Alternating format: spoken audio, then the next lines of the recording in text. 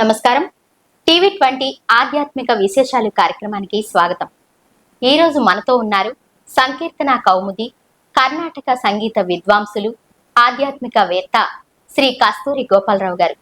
గోపాలరావు గారితో మాట్లాడి దైవానికి, భక్తికి ఉన్నటువంటి సందేహాలను అడిగి తెలుసుకుందాం. నమస్కారం గోపాలరావు గారు. నమస్తే అమ్మా.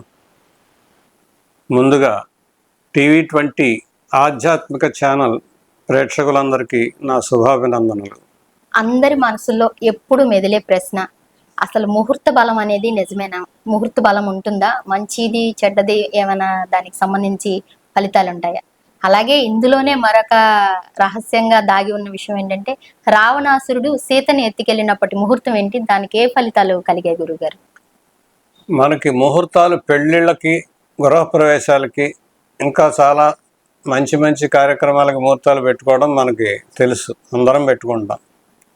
ఒక్కొక్క ముహూర్తానికి ఒక్కొక్క ప్రత్యేకమైన ఫలితం ఉంటుందని, మంచి ఫలితం రావడం కోసమే మన నక్షత్రాలు చూసి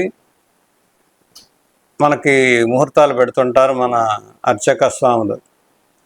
ఇక్కడ రావణాసురుడు అతనే ముహూర్తం చూడాల, అతను సీతను ఎత్తుకెళ్ళడం అనేది అతనికి జయం తప్ప ముహూర్తం ఏం చూడాల. కాకపోతే కాకతాళీయంగా పరమాత్మ యొక్క సంకల్పం ప్రకారం విధి విధానంలో తను వింద అని ఒక ముహూర్తంలో తీసుకెళ్ళాడు.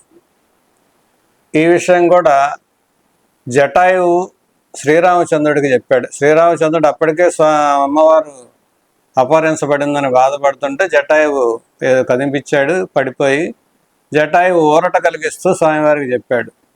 ఈ ముహూర్తంలో తీసుకెళ్ళాడు, వాడికి తెలియదు.